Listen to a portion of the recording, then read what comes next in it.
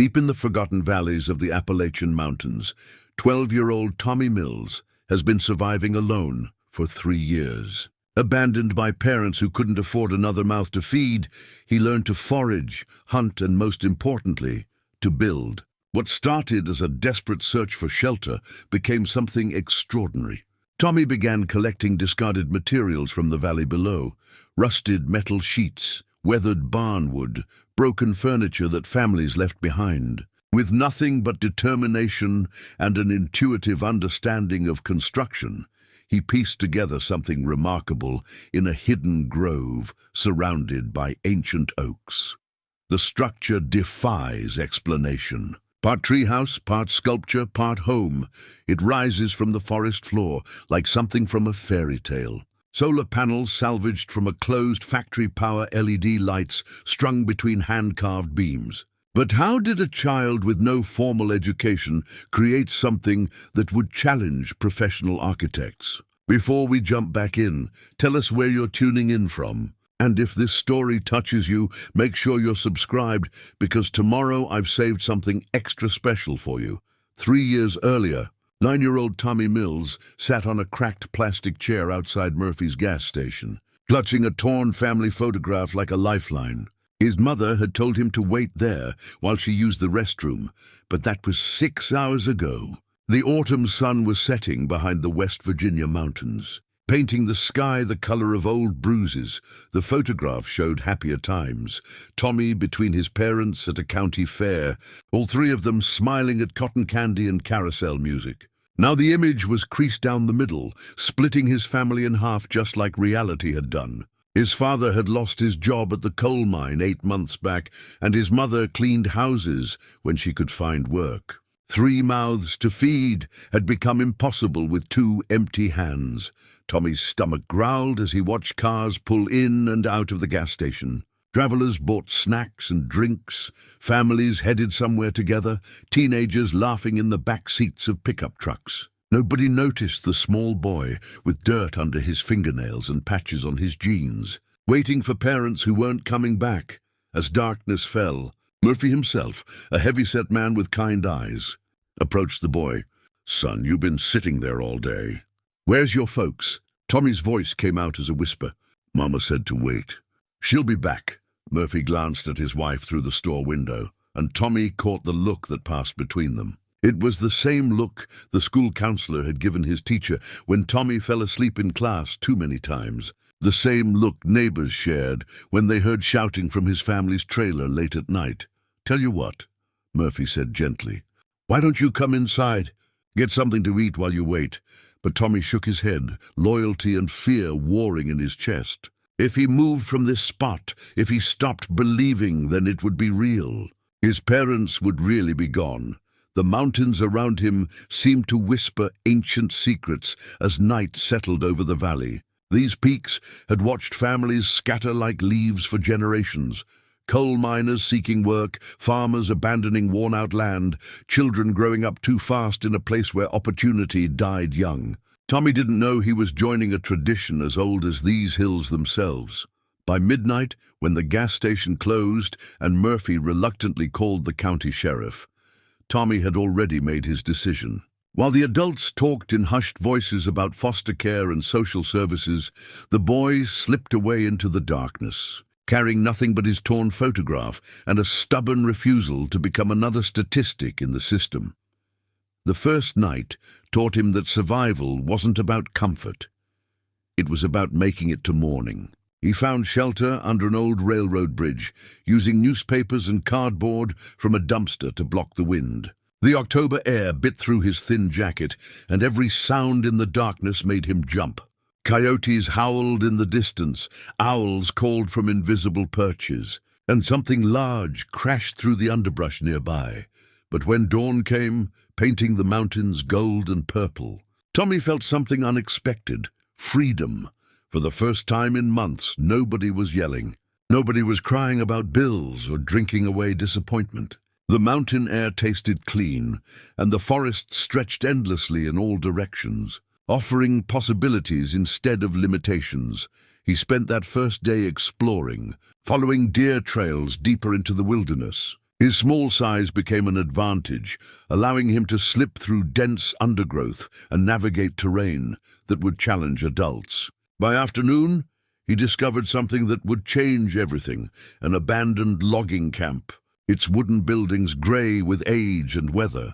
The camp had been deserted for years, but tools remained scattered around the site. A rusty axe with a loose handle, coils of old rope, metal buckets that could hold water. Tommy picked up each item with reverence, understanding instinctively that these objects could mean the difference between survival and surrender. In one of the collapsed buildings, he found treasure beyond measure: a wooden-handled spoon, hand-carved with simple but elegant lines. Someone had taken time to shape this tool with care, to sand it smooth and carve small decorative notches around the handle. It fit Tommy's small hand perfectly, and as he held it, he felt connected to whoever had made it. This wasn't just a utensil. It was proof that even in the wilderness, even in hardship, people could create something beautiful and useful. That night, Tommy carved his own name into the spoon's handle with a sharp stone, claiming it as his first real possession in this new life. As he fell asleep under a lean-to of branches and salvaged tarp, the spoon rested in his pocket like a promise. He wasn't just surviving anymore. He was beginning to build. Tommy's first winter in the mountains taught him that nature was both teacher and test. The abandoned logging camp became his base, but its rotting buildings offered little protection against December winds that howled through the valleys like angry spirits. He learned to read the sky for coming storms, to find shelter in rock overhangs and dense pine groves, to keep dry wood stored in multiple locations. The compass he'd found among the logging equipment became his most trusted companion. Its brass face was tarnished and the glass cracked, but the needle still pointed true north. More than a navigation tool, it became his anchor to hope, proof that even when everything else seemed lost, some things remained constant and reliable. During those first harsh months, Tommy discovered the mountain's generous secrets. Wild onions grew in hidden meadows, their sharp taste cutting through the monotony of survival rations. Persimmons hung heavy on trees well into November, sweet rewards for climbing through thorny branches. Creek beds revealed watercress and wild garlic, flavors that reminded him of his grandmother's cooking from better times. The mountain's rhythm became his rhythm. Dawn meant checking snares he'd learned to build from rotted rope and bent wire. Midday was for exploring, following animal trails that led to water sources and natural shelters. Evening brought the careful work of fire building and food preparation, skills that meant the difference between a night of rest and a night of misery. Spring brought new challenges and opportunities. Snowmelt turned gentle streams into rushing torrents, washing away familiar landmarks and creating new paths through the forest. But the seasonal change also revealed treasures hidden under winter's blanket. Road crews had dumped old equipment in remote areas, leaving behind materials that could be repurposed for shelter and tools. Tommy began developing his own maps, scratching routes and resource locations onto pieces of bark with charcoal from his fires. The compass helped him maintain accurate directions, but more importantly, it gave him confidence to venture farther from his base camp. Each expedition revealed new possibilities: a grove of fruit trees gone wild, a natural cave perfect for food storage, abandoned hunting blinds that could be salvaged for building materials. The boy, who had once been afraid of darkness, now moved through the forest like its native inhabitant. He learned to identify bird calls that warned of approaching storms, to recognize the rustle that meant deer versus the heavier movement that signaled black bear. His feet, toughened by months without proper shoes, could find silent footing on leaf-covered slopes. Summer brought abundance and the first glimpses of human civilization beyond the mountains. From high ridges, Tommy could see into the valleys below, where small towns dotted the landscape like scattered seeds. Smoke rose from chimneys even in warm weather, and the distant sound of traffic carried on still air. Sometimes he caught the smell of barbecue grills or the sound of children playing, reminders of the life he'd left behind. But it was also summer when Tommy made his most important discovery. Following a game trail down toward one of the valley towns, he stumbled upon something that would change his entire perspective on survival. Scattered along a dirt road were items that the town's residents had discarded: broken furniture, rusted metal sheets, old appliances that no longer worked. To the people who had thrown these things away, they were garbage. To Tommy, they were treasure. A sheet of corrugated metal could become a roof. Wooden chairs with broken legs could be dismantled for their strong backs and seats. Even rusted nails could be straightened and reused. That night, sitting by his campfire with the compass in his hands, Tommy realized something profound. The needle that pointed north was like his own inner sense of direction. It showed him not where he was, but where he could go. And these discarded materials weren't just useful objects. They were opportunities to build something better than mere survival. He began planning his first major construction project, sketching ideas on bark with pieces of charcoal. Not just a shelter that would keep him alive, but a home that would prove he could thrive.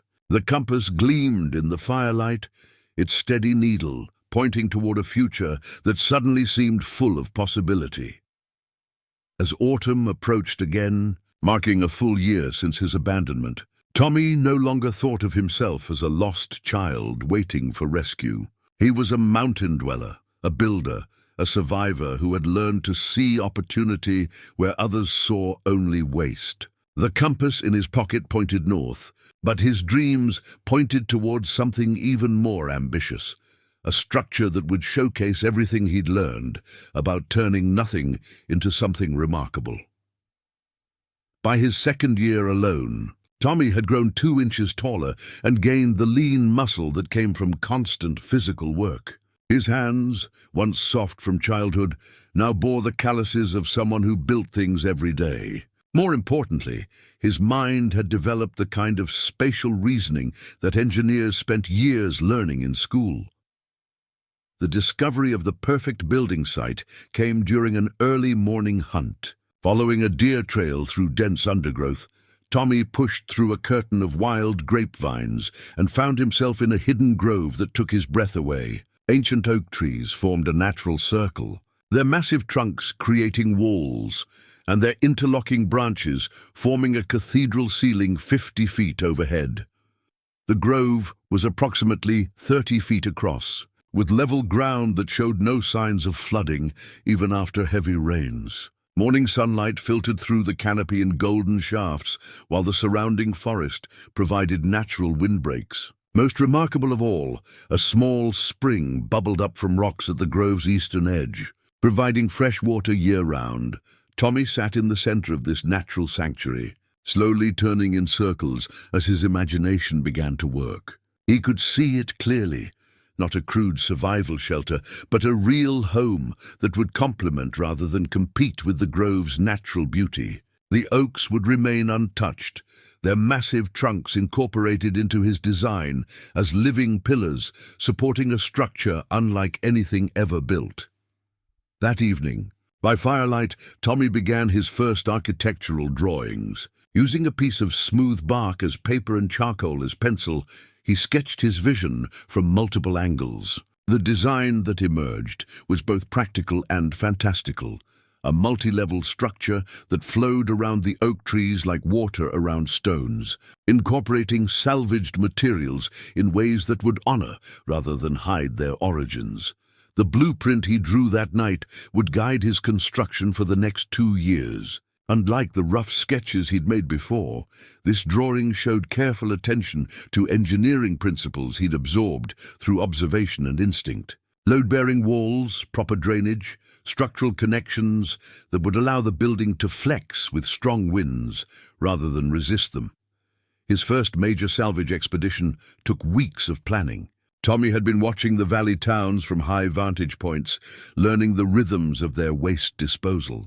Thursday mornings brought garbage trucks to residential areas, but more importantly, Saturday afternoons brought families cleaning out garages and basements, setting useful items on curbs for pickup. Moving only at night, Tommy began his collection process. A wheelbarrow with a wobbly front wheel became his first transportation method, allowing him to haul heavy items up mountain trails during the dark hours when no one would see him. Trip after trip, he gathered the raw materials for his dream house.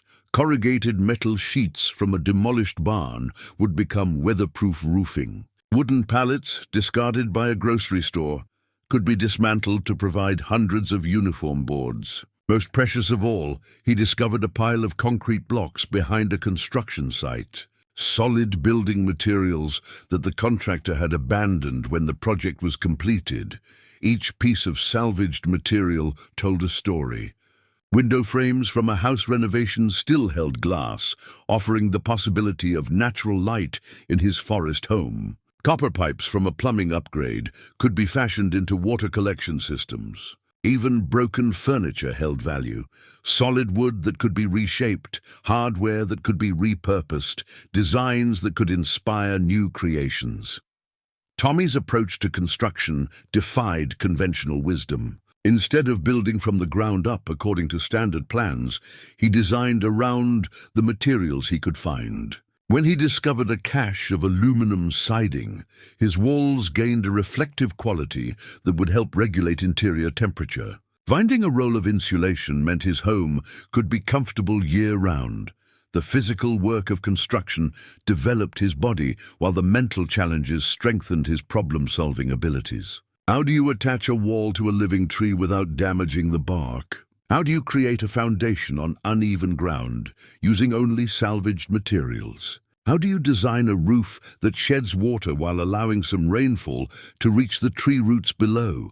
Each challenge became a puzzle to solve, and Tommy discovered that solutions often came during quiet moments of reflection rather than intense effort. The blueprint on bark became his constant companion, marked with additions and modifications as real-world construction revealed new possibilities and limitations. As autumn arrived again, the basic framework of Tommy's house began to take shape among the ancient oaks. What had been an empty grove was transforming into something that belonged there, as if the forest itself had decided to grow a human dwelling alongside its trees. The storm came without warning in late September, when Tommy was halfway through raising his house's main framework. He'd been working since dawn, carefully positioning salvaged wooden beams between the oak trees, when the sky turned the color of old pewter and the wind began to howl through the mountains like something wild and hungry. Tommy had weathered storms before, but this one felt different. The air pressure dropped so suddenly that his ears popped, and the ancient oaks that had stood for centuries began to sway in ways that made his partially constructed walls groan and shift. Rain didn't fall so much as a tack, driving horizontally through the grove with enough force to sting exposed skin. His first instinct was to save what he could. Racing through the construction site, Tommy grabbed his most valuable tools and materials, dragging them toward the natural shelter of an overhanging rock formation at the grove's edge. But as he struggled to secure a sheet of corrugated metal roofing, a violent gust caught it like a sail, yanking him off his feet and slamming him against one of the oak trees. Pain exploded through his left shoulder and down his arm, but there was no time to assess the damage. Around him, weeks of careful construction were coming apart in the wind. Wooden beams he'd spent days positioning were being lifted and thrown like matchsticks. Metal sheets were flying through the air like deadly frisbees, and his precious blueprint, tucked under a rock for safekeeping, was in danger of being blown away forever. In desperation, Tommy dove for his emergency supplies, fingers fumbling through his salvaged belongings until they closed around something he'd nearly forgotten. A small, battery-powered radio he'd found during one of his scavenging runs. He'd never been able to make it work properly, but now, soaked and panicked, he frantically turned dials and pressed buttons. Static filled the air. Then suddenly, a voice cut through the storm's chaos. It would be emergency weather alert for all residents of Logan and Mingo counties. The National Weather Service has issued a tornado warning effective immediately. Seek shelter in a basement or interior room on the lowest floor of a sturdy building. The words hit Tommy like another physical blow. Tornado warning. He was alone on a mountainside, with nothing but trees and partially built walls for protection. The radio crackled again, voices discussing emergency shelters and evacuation routes for towns in the valley below, reminding Tommy that somewhere down there, families were gathering in safe places while he faced nature's fury completely alone. But the radio also gave him something unexpected: perspective. As he huddled under his rock shelter, listening to emergency broadcasts and weather updates, Tommy realized he wasn't as isolated as he'd believed. The voices coming through the static were his neighbors, even if they didn't know he existed. Their concern for each other's safety extended to him as well. If only he could find a way to tap into it. The storm raged for 6 hours, reshaping the mountain landscape and testing everything Tommy had built. When dawn finally came, revealing the damage in grey morning light, Tommy's heart nearly broke. His carefully constructed framework was twisted and scattered, his stored materials buried under fallen branches, and worst of all, his blueprint was gone, torn from its hiding spot and carried away by the wind. His injured shoulder throbbed with each movement, but Tommy forced himself to survey the destruction methodically. Some losses were total. The metal sheets had been carried too far to recover, and several wooden beams were cracked beyond repair. But other materials had simply been relocated, not destroyed. More importantly, the grove itself had survived, the ancient oaks proving their resilience against nature's assault. As Tommy picked through the debris, he made a crucial discovery. The radio, despite being soaked and battered, still worked.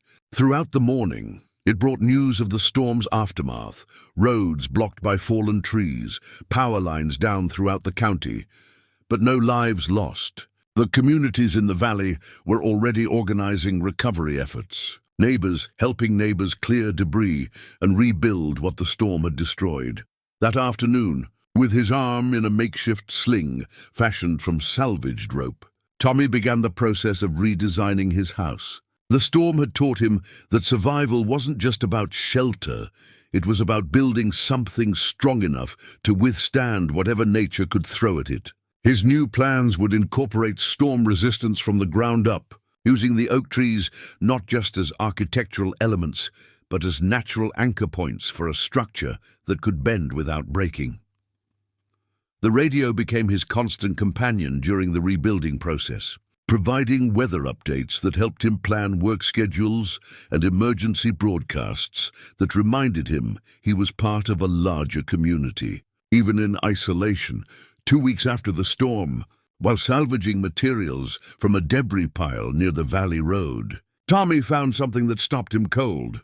Tucked between broken fence posts and waterlogged cardboard was a child's drawing, its crayon colors still bright despite being soaked and muddy. The picture showed a house with a crooked chimney, stick figures holding hands in a yard full of flowers, and at the bottom, written in careful block letters, "My family, with Sarah, age 7, signed in the corner." Tommy held the drawing with shaking hands, his mind racing with questions that had no comfortable answers. How had this gotten here? Where was Sarah now? Had another family been torn apart by circumstances beyond their control, their precious memories scattered to the wind like his own had been? He spent the rest of that day searching through the debris pile, hoping to find more clues about Sarah and her family. But the drawing was alone among the storm wreckage, a single artifact of someone else's life that had somehow found its way to Tommy's world. The longer he stared at those cheerful stick figures, the more his own isolation pressed down on him like a physical weight. That night, sitting by his campfire with the radio crackling softly in the background, Tommy found himself questioning everything about his mountain existence. For 2 years, he told himself that solitude was freedom, that building his house alone was proof of his independence and strength. But Sarah's drawing forced him to confront a different truth, that somewhere in the valley below, real families were creating real memories together while he built monuments to his own abandonment. The radio brought voices of community members organizing storm cleanup efforts, checking on elderly neighbors, sharing resources with those who'd lost power or water. Tommy listened to their easy camaraderie, and wondered if he'd made a terrible mistake, choosing isolation over the messy complications of human connection. For the first time since leaving Murphy's gas station, Tommy seriously considered walking down to one of the valley towns and turning himself in to authorities. He could claim to be a runaway from another state, get placed in foster care, maybe even find a family that would want him. The drawing proved that such families existed, people who drew pictures together and wrote their names with pride.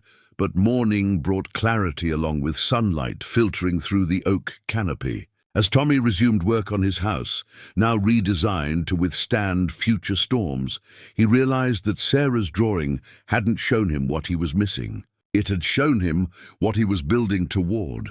His house wasn't just shelter for one lonely boy. It was becoming something that could welcome others, something that could create the kind of memories Sarah had captured in her artwork. The thought transformed his entire approach to construction. Instead of building purely for his own survival, Tommy began incorporating features that would accommodate visitors. A second sleeping area tucked into the space between two oak trunks. A communal area where people could gather around a central fire pit. Windows positioned to frame the most beautiful views of the surrounding forest. He carefully preserved Sarah's drawing, pressing it between pieces of bark to keep it flat and protected. It became his inspiration during the difficult days when construction setbacks made him question his vision. When a wall wouldn't align properly or materials proved inadequate for his ambitious plans, Tommy would look at those stick figures holding hands and remember that he was building something larger than himself. The drawing also changed his relationship with the communities below. Instead of seeing them as sources of materials to be scavenged in secret, Tommy began to understand them as neighbors he simply hadn't met yet. These were the people whose discarded materials were helping him create something beautiful. These were the families whose children drew pictures of homes filled with love. As autumn deepened and his house began to take its final shape, Tommy made a decision that would have seemed impossible just weeks earlier. When his construction was complete, when his sanctuary was ready to welcome others, he would find a way to make contact with the valley communities. Not to surrender his independence, but to share what he'd created. Sarah's drawing had taught him that the opposite of abandonment wasn't solitude. It was connection. His house among the oaks was becoming proof that even someone who'd been thrown away could create something worth sharing. Something that might become the center of new memories and new families drawn together by wonder rather than blood. By his third year in the mountains, Tommy had grown into his 13-year-old frame with the wiry strength of someone who'd spent every day lifting, carrying, and building. His shoulders had broadened from hauling materials up steep mountain trails, and his hands could now handle tools with the confidence of an experienced craftsman. But his greatest achievement wasn't physical, it was the ingenious cart system he'd designed to solve the problem of transporting heavy salvage. From the valley below, the cart had started as necessity born from frustration. Moving individual pieces of materials up the mountain paths was exhausting and inefficient, limiting how much he could accomplish during his nighttime scavenging runs. Tommy had watched the way water flowed down the mountainside during heavy rains, following the path of least resistance, and realized he could reverse that principle to move heavy loads uphill. His design was brilliant in its simplicity. Using wheels salvaged from an abandoned shopping cart, axles fashioned from steel rods found at a construction site, and a platform built from the strongest wooden pallets he could find, Tommy created a cart that could carry 10 times what he could manage alone. But the real innovation was the pulley system he'd rigged between trees along his primary route. The cart could be loaded at the bottom of the mountain trail, then pulled uphill using a network of ropes and pulleys that distributed the weight across multiple anchor points. What had once taken a dozen trips could now be accomplished in 2 or 3, allowing Tommy to focus on the creative work of construction rather than the drudgery of transportation. The engineering challenge had forced Tommy to think about physics in ways that would have impressed professional designers. He'd learned through trial and error how to calculate load distribution, how to position wheels for maximum stability on uneven terrain, and how to create braking systems that prevented runaway carts on steep inclines. But the cart's success created an unexpected problem. With the ability to move larger quantities of materials, Tommy's scavenging activities became more noticeable to the valley communities. Residents began reporting missing items from their curbside disposal piles, and some had started setting out materials only hours before pickup trucks arrived. Tommy adapted by expanding his territory, creating multiple routes through different towns and timing his collections to avoid detection. He learned the schedules of garbage trucks, the habits of night shift workers, and the locations where construction crews dumped surplus materials. The cart allowed him to range farther from his mountain home, accessing richer sources of building supplies. His favorite hunting ground became the area behind Miller's hardware store, where the owner, an elderly man named Frank Miller, regularly disposed of damaged goods and outdated inventory. Tommy had observed Frank from a distance, noting the care with which he sorted materials, usable items set aside separately from true garbage, almost as if he understood that someone might find value in what he no longer needed.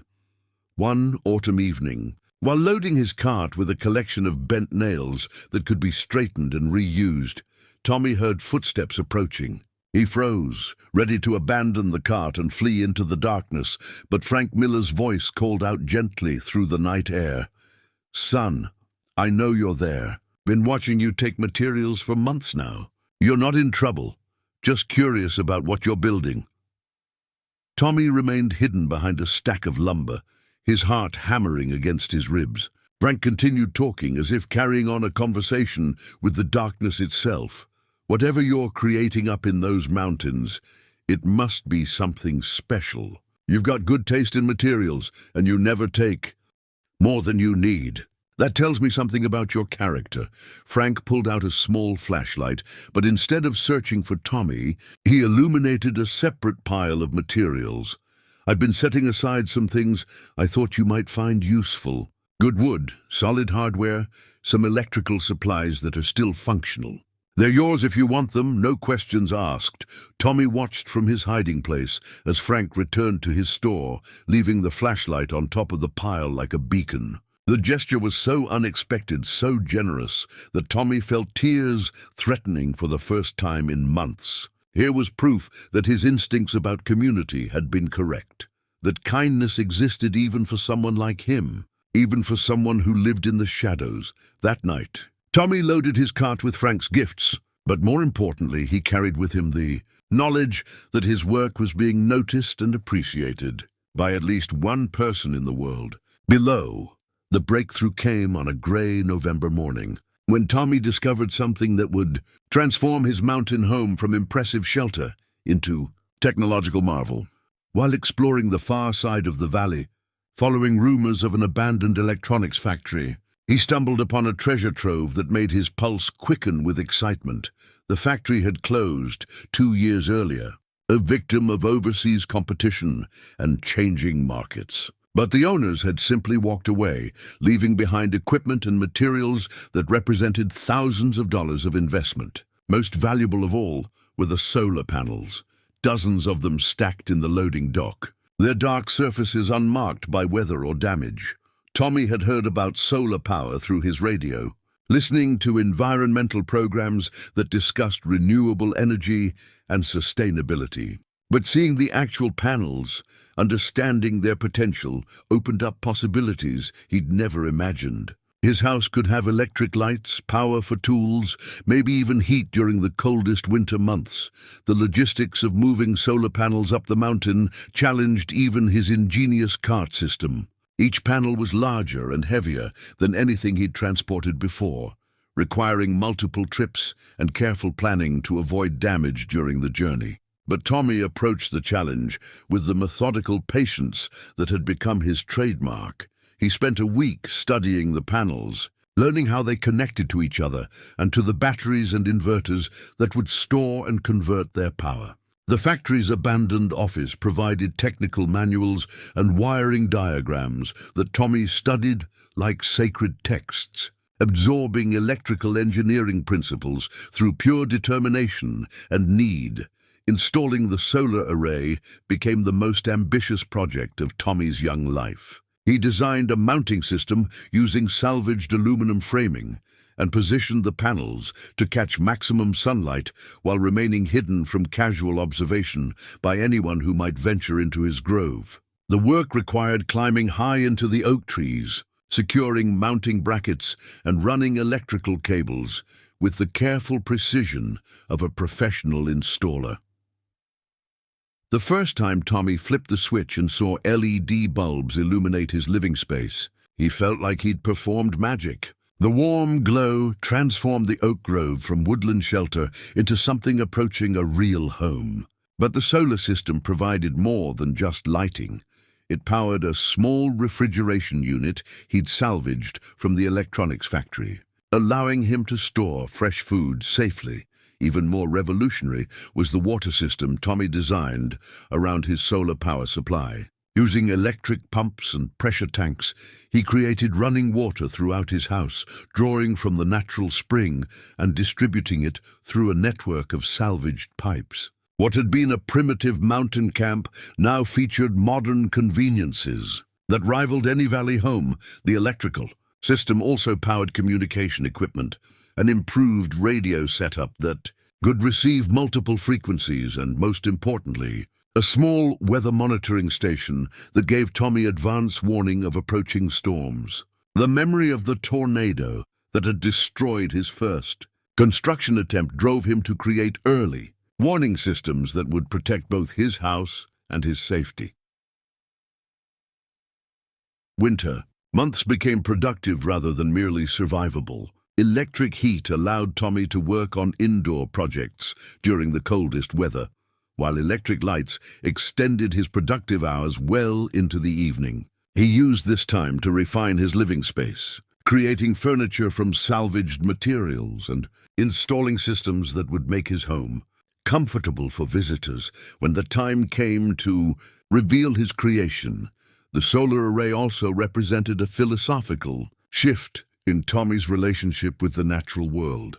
Instead of simply taking what he needed from the environment, he was now harnessing renewable energy in ways that complemented rather than competed with the forest ecosystem. The panels were positioned to allow rainwater to reach the tree roots below, and their installation had required no cutting of living trees. Most importantly, the solar power system proved that Tommy's mountain home was more than a survival shelter. It was a demonstration of sustainable living that could inspire others. The same discarded materials that most people saw as worthless trash had been transformed into a completely self-sufficient home that generated its own power, collected its own water, and provided all the comforts of modern living without any connection to utility grids. As winter deepened and snow began to accumulate around his grove, Tommy sat in his electrically heated home, surrounded by the warm glow of solar-powered lights, and realized he'd achieved something remarkable. He'd created not just shelter, but a vision of how humans could live in harmony with nature while enjoying modern conveniences. His house among the oaks had become a masterpiece of appropriate technology. Built entirely from materials that others had thrown away, the transformation began with a single bottle, green glass that had once held wine, discarded behind a restaurant in the valley below. Tommy held it up to the afternoon sunlight streaming through his oak canopy and watched emerald light dance across the wooden walls of his home. In that moment, he realized his house had evolved beyond mere shelter and even beyond technological achievement. It was ready to become art. For months, Tommy had focused on function over form, ensuring his mountain home could provide warmth, power, and safety. But now, with winter approaching and his basic systems complete, he felt drawn to create something that would feed his soul as well as protect his body. The green bottle became the first piece in what would become his masterpiece, a stained glass window that would transform ordinary sunlight into cathedral beauty. Tommy began collecting bottles with the same systematic approach he'd used for building materials, but now he sought color and clarity rather than simple utility. Beer bottles in amber and brown, wine bottles in deep green and clear crystal, medicine bottles in cobalt blue. Each addition to his collection represented a different hue in the rainbow he was composing. Creating stained glass from salvaged bottles required tools and techniques Tommy had to invent from scratch. Using a small hammer and careful pressure, he learned to break bottles into manageable pieces while preserving their curved surfaces. Grinding the edges smooth became a meditative practice, performed in the evening hours, while his solar-powered radio played classical music that seemed to guide his hands. The window frame itself came from an old church renovation, a Gothic arch that some contractor had discarded as outdated. Tommy had rescued it months earlier without knowing exactly how he'd use it, but now it seemed destined for this purpose. The pointed arch would become the focal point of his home's eastern wall, positioned to catch the first light of dawn and paint his living space with colored brilliance. Assembling the window required infinite patience. Each piece of glass had to be shaped to fit perfectly with its neighbors, creating patterns that were both random and purposeful. Tommy developed his own aesthetic philosophy during this process, understanding that beauty came not from perfection, but from the harmony between different elements working together. The window took 2 months to complete, working only during daylight hours when he could see the true colors of his materials. As winter deepened around his grove, Tommy spent more and more time on this project, finding solace in the detailed work that required complete focus and pushed away any thoughts of loneliness or uncertainty about his future. When the window was finally installed and the morning sun first shone through its colored glass, Tommy experienced something he'd almost forgotten: pure joy. The eastern wall of his home became a canvas painted with light, casting rainbows across his carefully crafted furniture and walls. The colors shifted throughout the day as the sun moved overhead, creating an ever-changing display that made his home feel alive.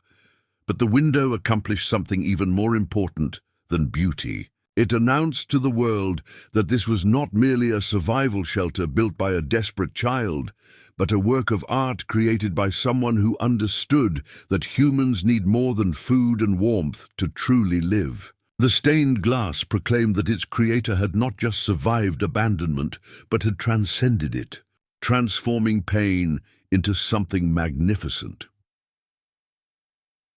Wildlife began responding to the window's presence in ways that surprised Tommy. Birds that had previously ignored his home began perching near the colored glass, as if drawn by its beauty. Squirrels and chipmunks seemed more comfortable approaching his house, perhaps sensing that someone who created beauty was less likely to pose a threat. The window also marked Tommy's evolution from builder to artist. With this project complete, he began seeing artistic potential in everything around his home. Salvaged metal could become sculptures that complemented the forest setting. Pieces of colored ceramic could create mosaic pathways between the oak trees. Even functional elements like gutters and railings could be designed with aesthetic considerations in mind. Most importantly, the stained glass window represented Tommy's growing confidence that his creation was worth sharing with the world. Something this beautiful deserved to be seen, appreciated, and celebrated. As he sat in his solar-powered home, watching colored light paint patterns on his walls, Tommy began planning for the day when he would invite others to witness what he'd accomplished in his hidden grove among the ancient oaks. The first sign that Tommy's secret was unraveling came on a crisp March morning when he discovered fresh footprints in the mud near his grove's entrance. The tracks were too large to belong to any woodland animal, and their pattern suggested someone had stood still for a long time, perhaps studying the glimpses of his house that were visible through the winter-bare trees. Tommy's heart raced as he followed the prints, which led to a rock outcropping that provided a clear view of his stained glass window. Someone had stood here, possibly for hours, watching the colored light dance through his creation. But more unsettling than the discovery itself was what the mysterious visitor had left behind. Tucked beneath the rock where the footprints ended was a folded piece of paper, weighted down with a small stone to prevent it from blowing away.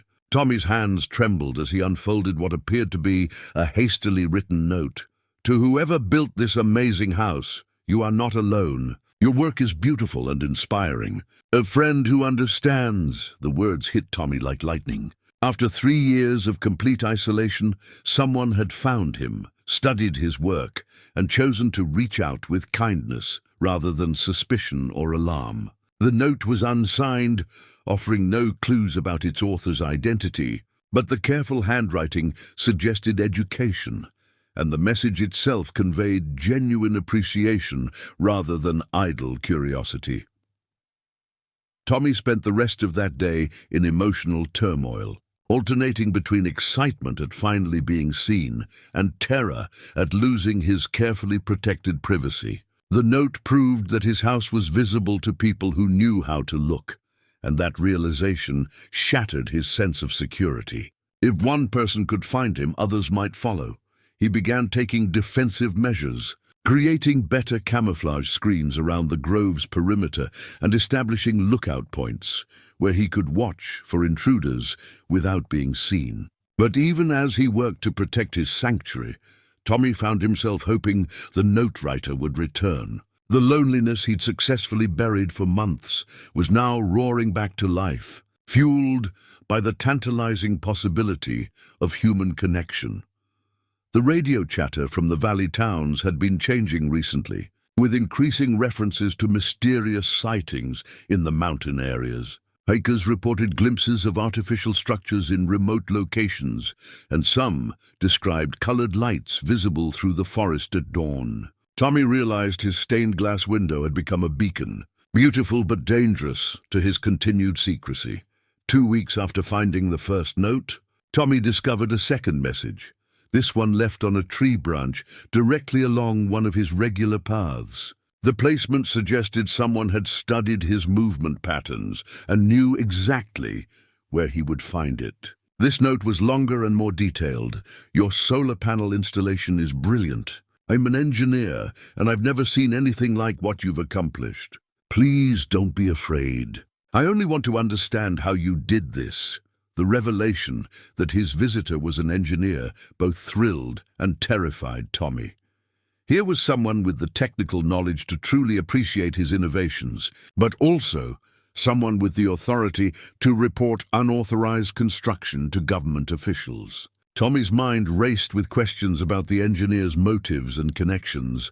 That evening, sitting in his home with the radio crackling softly in the background, Tommy made a decision that would change everything. Instead of continuing to hide, he would leave his own note, establishing contact with this mysterious admirer who seemed to understand and appreciate his work. Using his best handwriting on a piece of clean cardboard, Tommy composed his response. "Thank you for seeing beauty instead of problems. I built this because I had nowhere else to go, but it became something more. If you really are a friend, come at sunset tomorrow. Alone."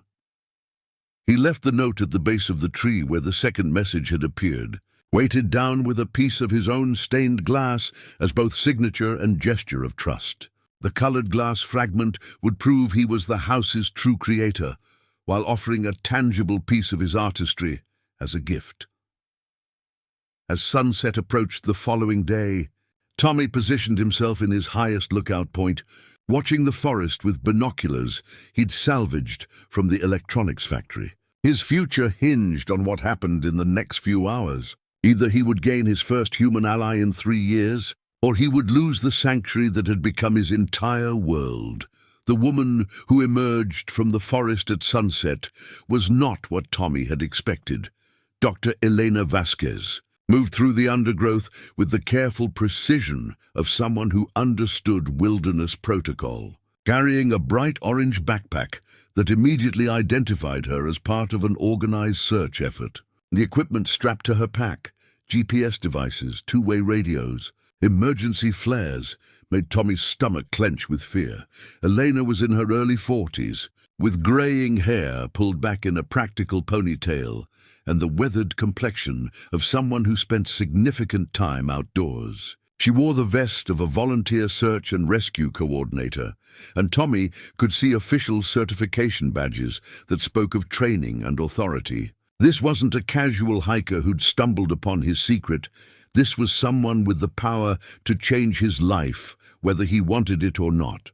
From his concealed position in the oak canopy, Tommy watched Elena approach his grove with obvious appreciation for what she was seeing. She paused at each architectural detail, examining his solar panel installation with professional interest and running her fingers along the joints where salvaged materials had been fitted together with impossible precision. When she reached the stained glass window, Elena stopped completely, pulling out a small digital camera to document what she was seeing. The sight of photographic equipment sent panic through Tommy's chest. Pictures meant evidence. Evidence meant officials, and officials meant the end of his mountain sanctuary. But Eleanor's behavior suggested something more complex than simple documentation. She spent long minutes studying the artistic patterns in his window, and Tommy could see genuine emotion on her face as colored light played across her features. This wasn't the clinical assessment of a government inspector. This was the response of someone who recognized and appreciated beauty. The two-way radio clipped to Elena's vest crackled to life, making both her and Tommy jump. A male voice emerged from the static. "Elena, this is base camp. What's your status on Grid 7? Elena looked around the grove, clearly torn between protocol and something deeper. After a long pause, she keyed her radio. "Grid 7 shows no signs of recent human activity." Continuing sweep to Grid 8. The lie hung in the air like smoke from a campfire. Elena had just risked her professional reputation to protect Tommy's secret, and they both knew it. She looked up toward the oak canopy where Tommy was hidden, speaking to the trees as if she knew he was listening. "I know you're there. I've been tracking your movements for 2 weeks, and I understand why you're hiding. But you need to know that people are looking for you now. Not just me, but official search teams. Someone reported unusual lights in this area, and the county sheriff is organizing a formal investigation." Tommy's world tilted on its axis. Everything he'd built, everything he'd achieved, was about to be swept away by forces beyond his control. But Elena wasn't finished speaking.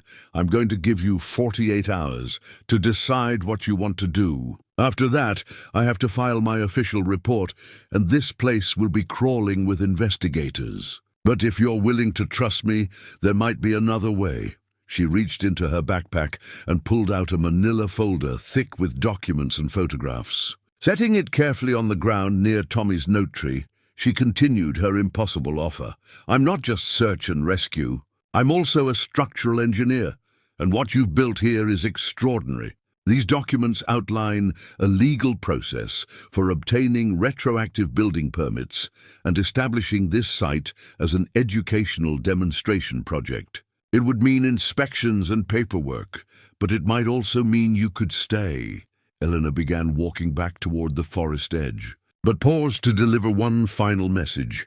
"I was abandoned too when I was 12. Spent 6 months living in a car before someone figured out how to help me without destroying what little independence I had left. Sometimes the system can work for people like us, but only if we're smart about how we approach it."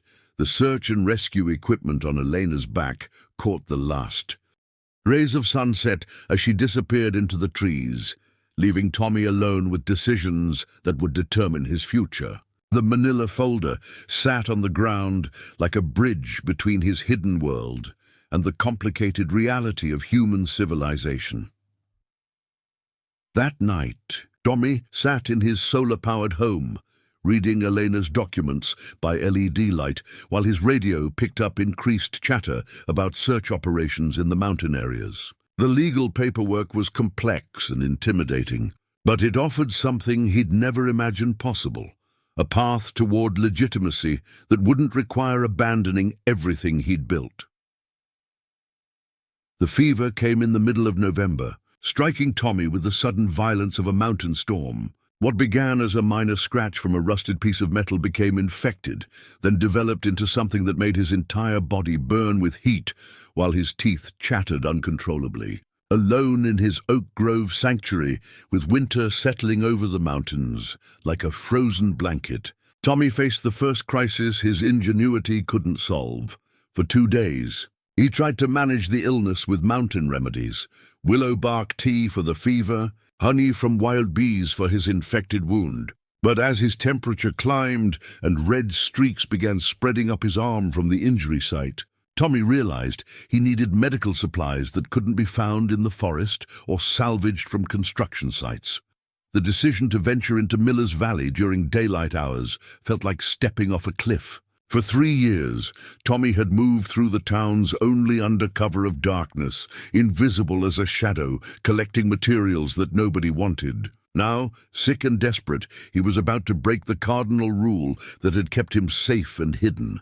The medical clinic sat on Main Street like a beacon of hope and terror. Through the windows, Tommy could see shelves lined with antibiotics, bandages, and fever reducers, everything he needed to fight the infection that was poisoning his blood.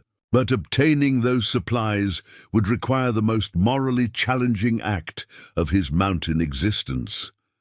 Tommy had never stolen anything of real value. His scavenging had always focused on discarded materials, things that people had thrown away or abandoned. But medicine was different. These supplies belonged to people who needed them, who had paid for them, who trusted that they would be available in times of crisis. The clinic's back door proved surprisingly easy to bypass, secured only by a lock that yielded to techniques Tommy had learned from necessity over the years. Inside, the medicinal smell hit him like a physical force, antiseptic and sterility that spoke of healing and hope. His fevered mind struggled to focus as he searched through labeled cabinets for the antibiotics that might save his life. The bottles of pills felt impossibly heavy in his hands. Amoxicillin, the same antibiotic his grandmother had given him for childhood ear infections. Ibuprofen for the fever that was cooking his brain. Antiseptic cream for the wound that throbbed with each heartbeat. Each stolen item represented both salvation and damnation. Tommy took only what he absolutely needed, leaving behind stronger medications that he didn't understand and supplies that he could manage without. But even his restraint couldn't change the fundamental nature of what he was doing. For the first time in 3 years of mountain survival, he was taking something that truly belonged to someone else. The journey back to his grove passed in a fever haze of guilt and physical misery. Every step up the mountain trail felt like climbing through quicksand, and twice Tommy had to stop and rest while his vision cleared and his stomach settled. The medicine in his backpack seemed to grow heavier with each mile, weighted down by the moral compromise it represented. Back in his oak sanctuary, surrounded by the beautiful home he'd built from unwanted materials, Tommy forced himself to take the stolen antibiotics, while tears of shame streamed down his fevered cheeks. The medicine worked quickly, fighting back the infection and reducing his temperature. But it couldn't touch the deeper sickness he felt about violating his own ethical code. For a week, as his body healed and his strength returned, Tommy wrestled with what he'd done. The medicine had saved his life, but at what cost to his soul? He'd survived 3 years of hardship without compromising his basic decency, only to become a thief when faced with his first real crisis. The solution came to him during a particularly dark night when guilt made sleep impossible. If he'd taken something of value from the community, then he needed to give something of equal value back. But what could a 14-year-old hermit offer that would balance the scales of his transgression? The answer lay in his unique knowledge and skills. Tommy began planning something unprecedented, a way to share what he'd learned about sustainable living, about creating beauty from waste, about surviving and thriving with almost nothing. The medicine bottles sat on his shelf like accusers, but they also reminded him that sometimes survival required moral complexity and redemption required action rather than regret. as winter deepened around his grove. Tommy began designing his greatest project yet, not a building or invention, but a gift to the community that had unknowingly sustained him for 3 years. The smell of smoke reached Tommy's grove at dawn, carried on winds that spoke of disaster brewing in the valleys below. By mid-morning, the scent had intensified to an acrid haze that made his eyes water and his throat burn. When Tommy climbed to his highest observation post in the oak canopy, he could see the source of his growing alarm, a massive forest fire, racing up the mountainside like a living thing hungry for everything in its path.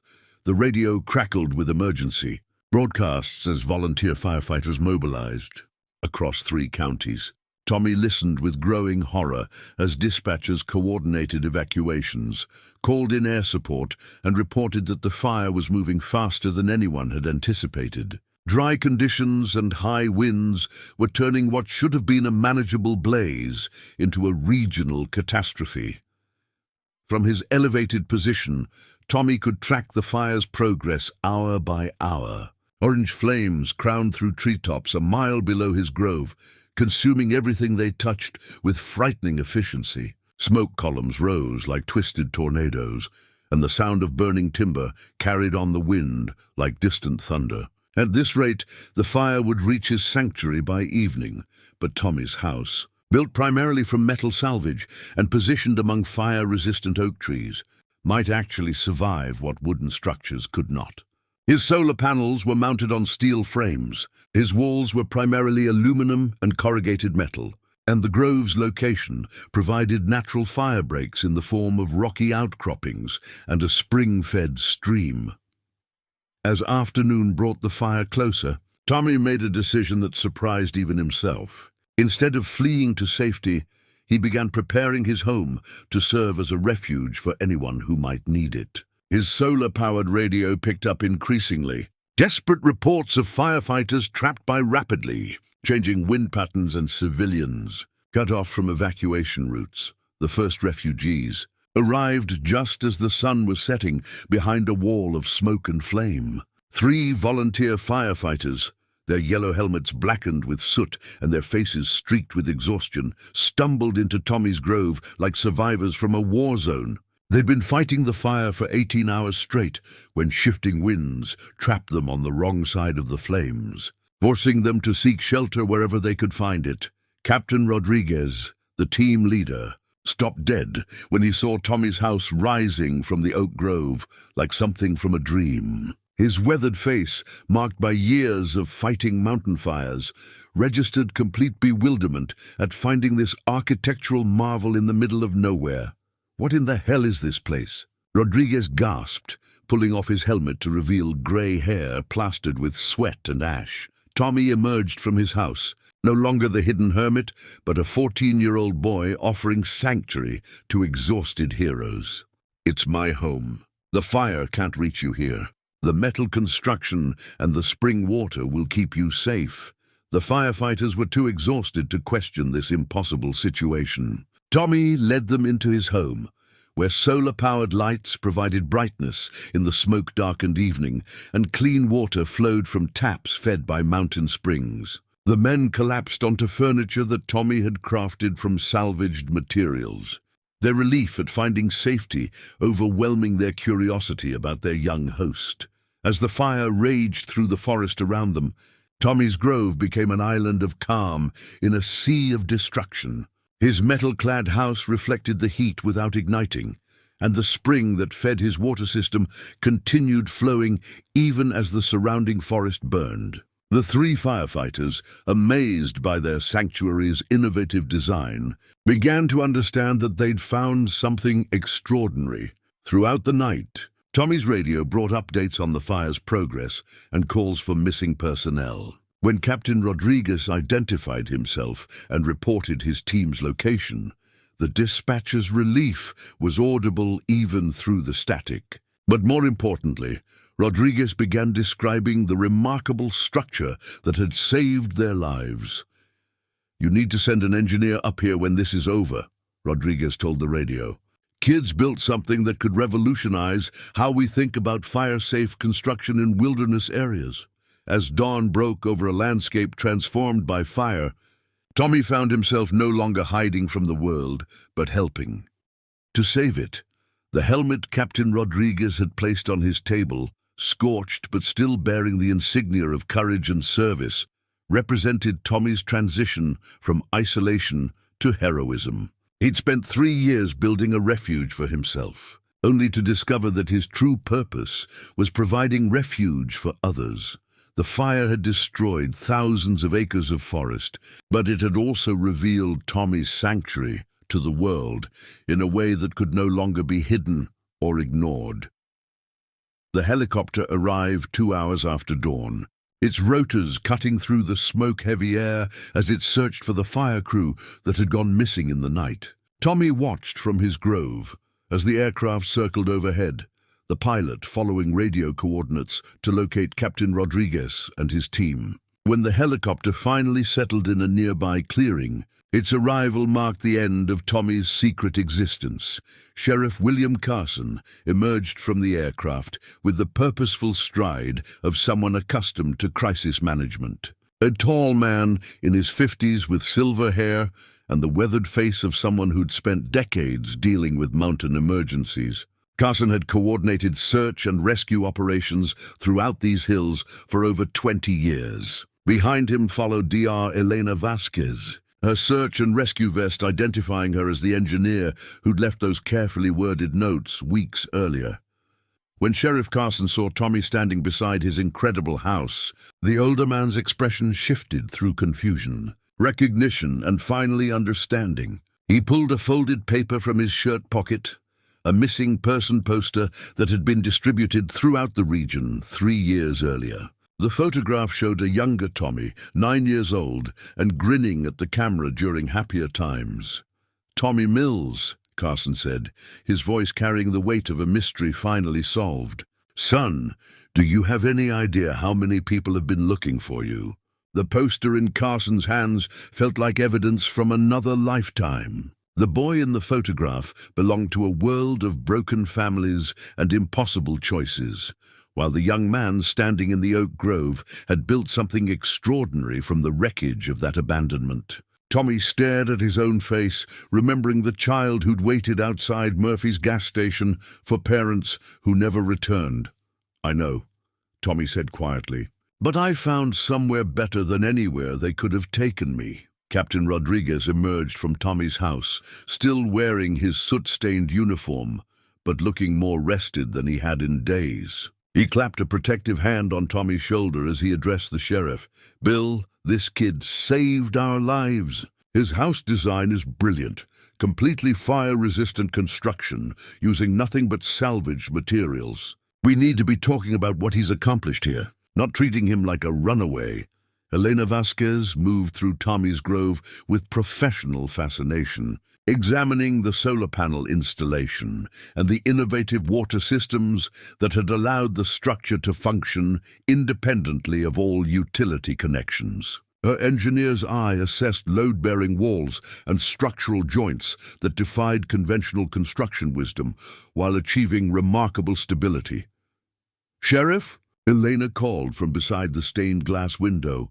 "This isn't just shelter. This is a demonstration of sustainable architecture that could influence how we approach wilderness construction. The county building department needs to see this." But Sheriff Carson was focused on more immediate concerns. The missing child report in his hands carried legal obligations that couldn't be ignored, regardless of Tommy's remarkable achievements. Social services, family court, and child protective agencies would all have jurisdiction over a 14-year-old who'd been living alone for 3 years.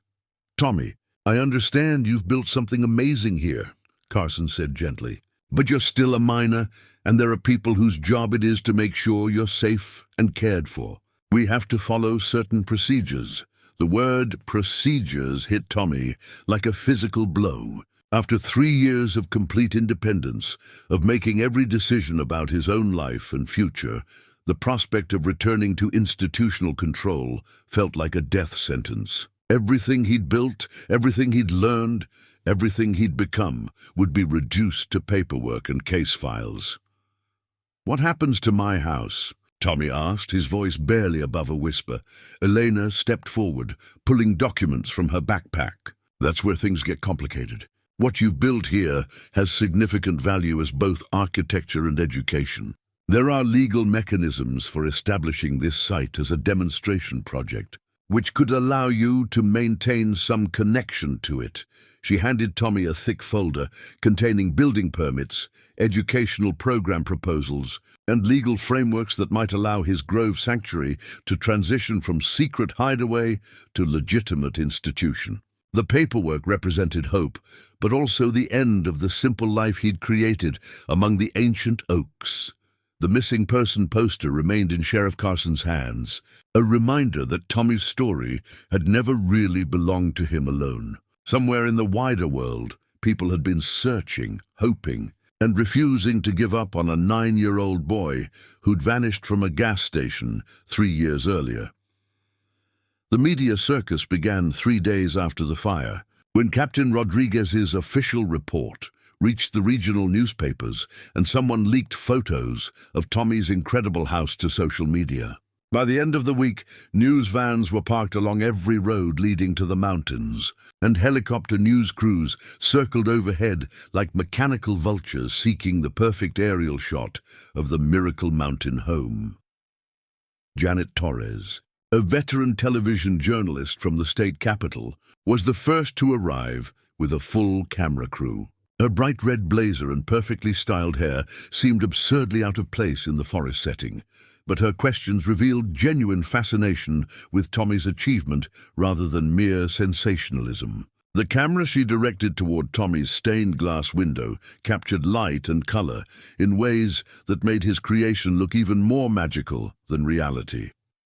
"Tommy, can you explain to our viewers how a 14-year-old boy managed to create something that professional architects are calling revolutionary?" Janet asked, her camera operator circling to capture the house from multiple angles.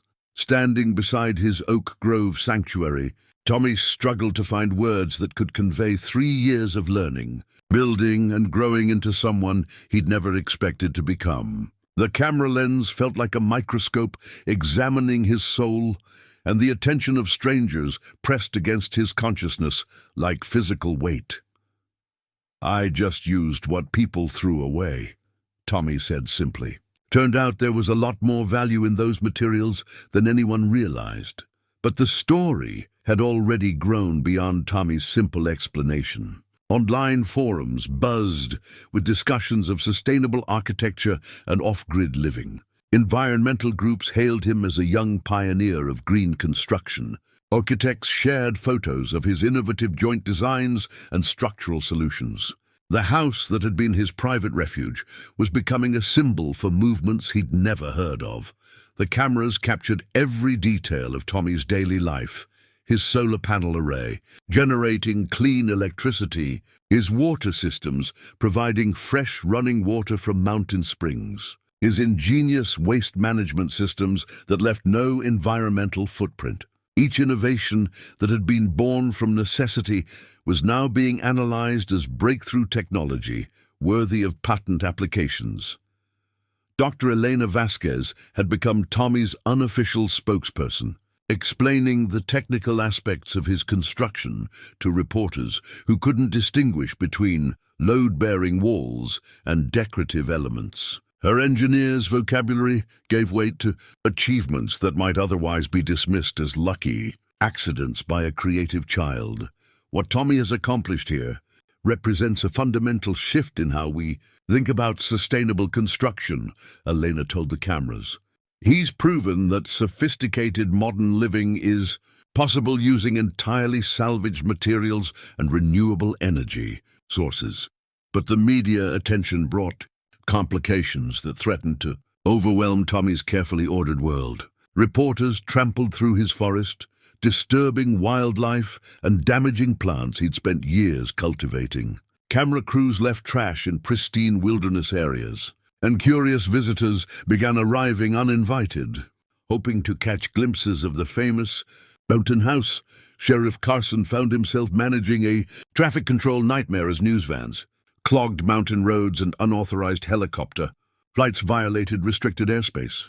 The same fire that had revealed Tommy's sanctuary was still smoldering in distant valleys. But media attention had shifted completely to the human interest story of the boy who'd built a masterpiece from garbage.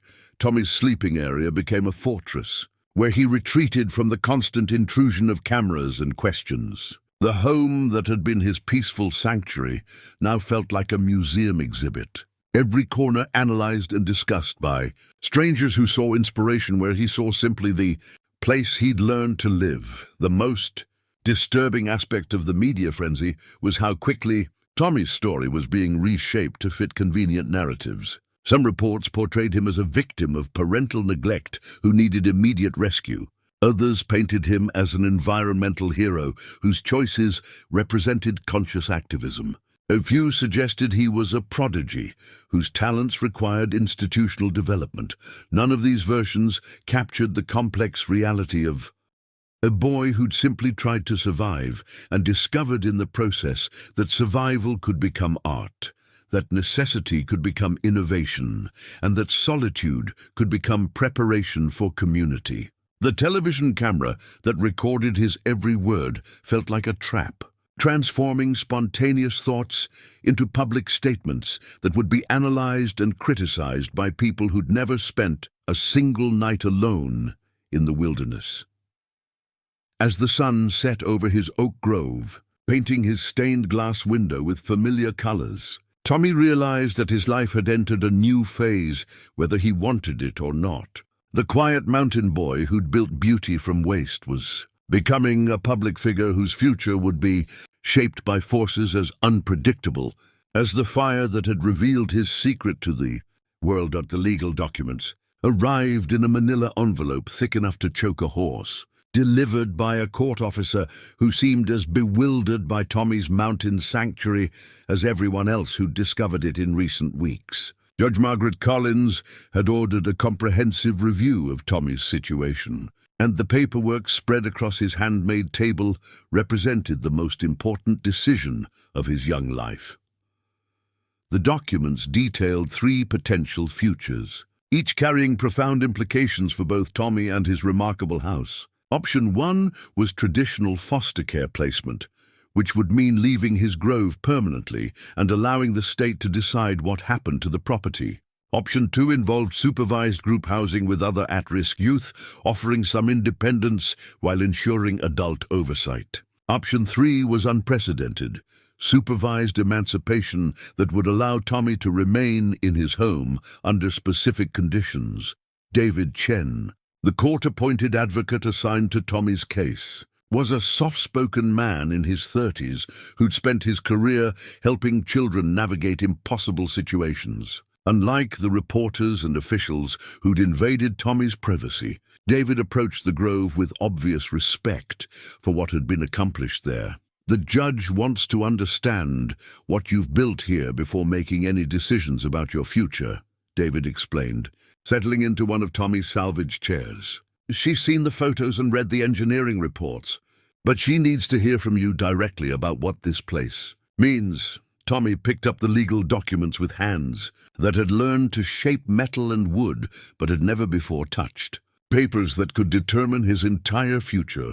The language was dense and intimidating, full of terms like minors, rights and state custody and property, disposition that reduced his 3 years of growth and achievement to bureaucratic categories. What happens if I choose the emancipation option? Tommy asked, struggling to understand the legal terminology that described his potential freedom. David pointed to a section buried deep in the paperwork. You'd essentially become legally responsible for yourself, but with oversight from social services. You could stay here, but the property would need to be formally transferred to your name, and you'd have to prove you can support yourself financially. The financial requirements seemed impossible. Tommy's house was completely self-sufficient, requiring no utility payments or mortgage, but legal independence demanded documented income and formal property ownership. His 3 years of successful survival meant nothing without the paperwork that society required as proof of legitimacy. But the documents also revealed something extraordinary. The media attention surrounding Tommy's story had generated unexpected opportunities. Environmental organizations wanted to fund his house as a demonstration project. Architectural firms were offering consulting contracts for his innovative designs. Publishers were proposing book deals about sustainable living and teenage resilience. Most surprising of all was an offer from the county educational system to establish Tommy's Grove as an outdoor learning laboratory where students could study sustainable construction, renewable energy, and environmental science. The proposal would provide Tommy with a steady income as an instructor while allowing him to share his knowledge with young people facing their own challenges. "There's something else you should know," David said, pulling out additional papers. "We've located some of your extended family. Your mother's sister lives in California, and she's expressed interest in providing support if you're willing to reconnect." The possibility of family contact hit Tommy like cold water. For 3 years, he'd convinced himself that his abandonment was complete, that no one from his previous life cared enough to search for him. Learning that an aunt had been looking, that family connections still existed somewhere beyond his mountain sanctuary, opened emotional doors he'd thought were permanently sealed. Tommy walked to his stained glass window, watching afternoon light paint rainbow patterns across his carefully crafted furniture.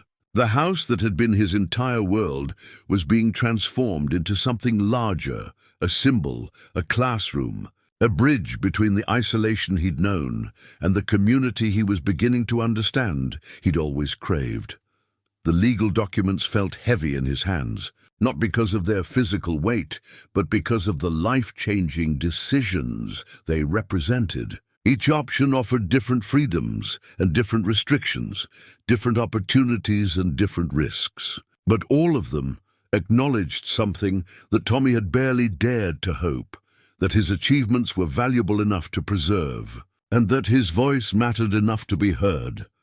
As evening approached and David prepared to return to town with Tommy's preliminary thoughts, the boy who'd spent 3 years making every decision alone realized he was about to enter a world where choices were shared, where support was available, and where his remarkable house among the oaks might become the foundation for something even more extraordinary than solitary survival. The courthouse in Miller's Valley had never seen anything like the crowd that gathered on the morning of Tommy's hearing.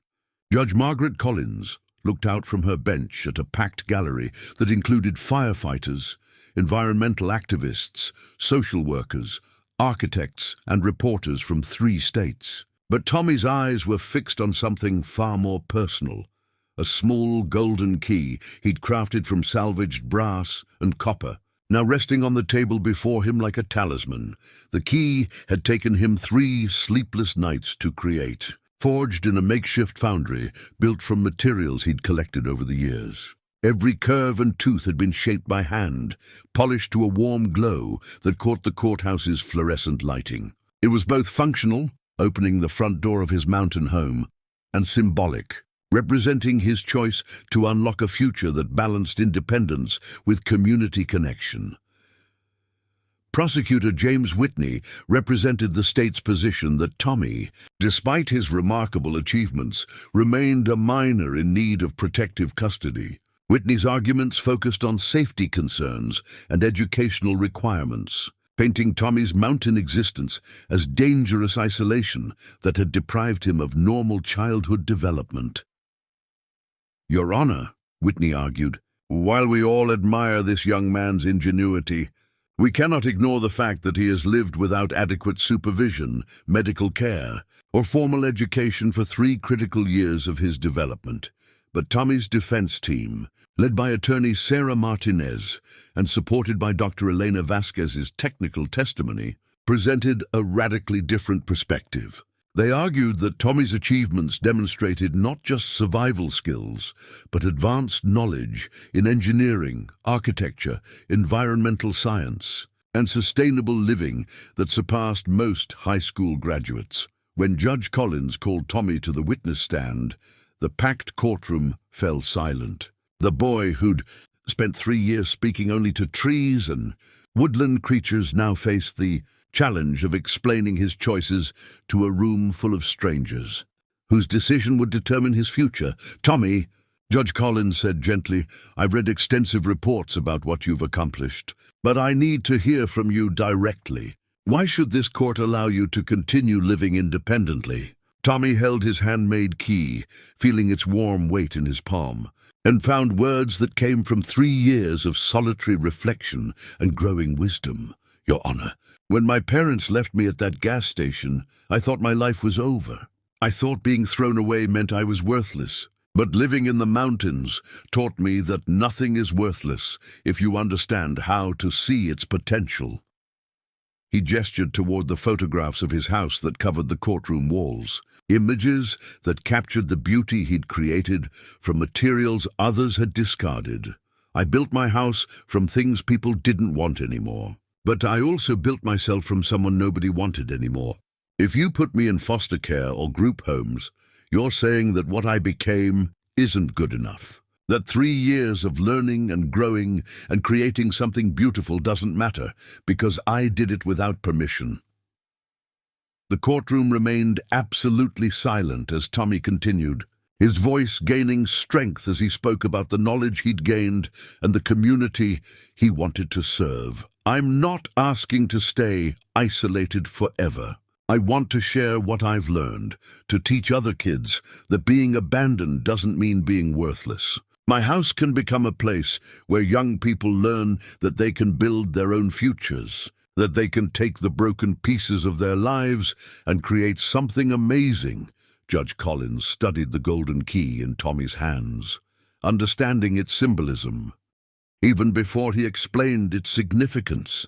"I made this key myself, Your Honor, using skills I learned from necessity. It opens the door to my home, but more than that, it represents my choice to open that door to others. I'm not asking for the right to hide anymore. I'm asking for the right to share."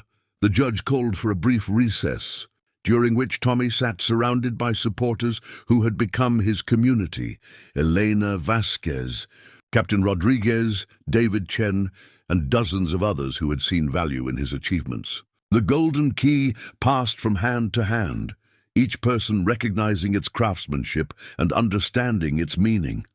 When court reconvened, Judge Collins delivered a decision that acknowledged both Tommy's remarkable achievements and the complexity of his situation.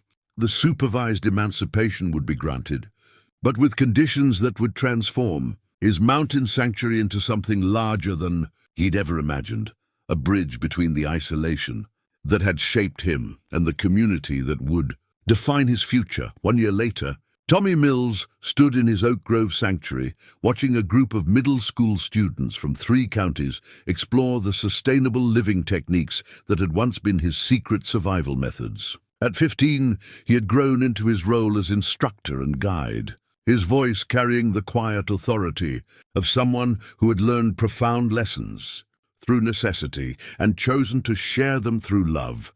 The guest book resting on a table made from reclaimed barnwood told the story of transformation through its hundreds of signatures. Environmental scientists from universities, architects seeking inspiration, families learning about sustainable living, and most importantly, young people who had found hope in Tommy's story of turning abandonment into achievement.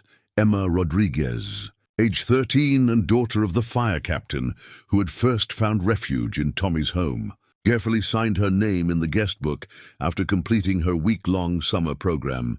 Her entry read, "This place taught me that being different isn't being broken, and that the most beautiful things come from seeing possibility where others see problems." The educational program that had grown around Tommy's house now hosted year-round workshops in sustainable construction, renewable energy, and environmental stewardship. But the deeper curriculum was about resilience, about understanding that circumstances don't define potential, and that creativity combined with determination could transform any situation. Tommy watched Emma and her classmates work on their own small construction projects, using salvage materials to build birdhouses and garden planters under his guidance. The students came from various backgrounds, some from stable families seeking environmental education, others from foster care systems or difficult home situations who needed to see that survival could become art. "Remember," Tommy told the group as they fitted recycled metal sheets onto their projects, "every piece of material has a story and a potential purpose. Our job isn't to judge what something used to be, but to see what it could become." The grove itself had evolved while maintaining its essential character.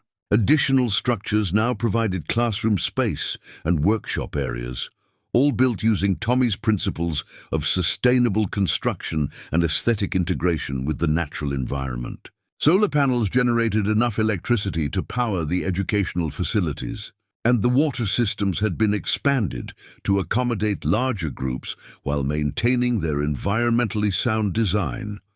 Dr. Elena Vasquez, now serving as the program's technical advisor, approached Tommy with news that had become routine but remained exciting. "The University Extension Service wants to add our curriculum to their official environmental education catalog. 3 more states are interested in replicating the program, but Tommy's greatest satisfaction came from individual stories of transformation. Michael Santos, a 16-year-old from the foster care system, had spent his summer at the Grove learning construction skills and discovering that his history of moving between homes had given him adaptability that could become strength. Maria Chen, dealing with family financial struggles, had learned that renewable energy knowledge could lead to scholarship opportunities and career paths she'd never imagined. The guest book captured these stories in handwritten entries that Tommy read every evening, understanding that his choice to open his home had created ripple effects extending far beyond his mountain sanctuary. Teachers brought their students to learn about innovation and self-reliance. Social workers referred young people who needed to see examples of resilience in action. Families visited to understand how they could reduce their environmental impact while building stronger connections to the natural world. As the afternoon sun painted his stained glass window with familiar rainbows, Tommy reflected on the journey from a 9-year-old boy abandoned at a gas station to a 15-year-old teacher whose story inspired communities across multiple states. The abandoned child had become a bridge builder, connecting people to possibilities they hadn't known existed. The guest book's final entry of the day came from Mrs. Patterson, the elderly neighbor who had admired Tommy's roses during his years of secrecy. Her words captured something essential about the transformation that had occurred. "This place proves that the most valuable things in life aren't bought or inherited, but built with love, patience, and the courage to see beauty in what others overlook."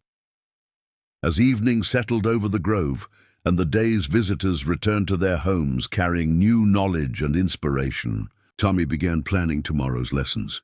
The boy who had learned to survive alone was now teaching others that survival could become community, that creativity could become curriculum, and that the most profound education came from understanding that every person, like every discarded material, carried unlimited potential waiting to be discovered and developed. The guest book would receive many more signatures in the years to come, each one adding to the growing testament that sometimes the most extraordinary achievements begin with the simplest decision to keep building, keep growing, and keep believing that tomorrow could be better than today.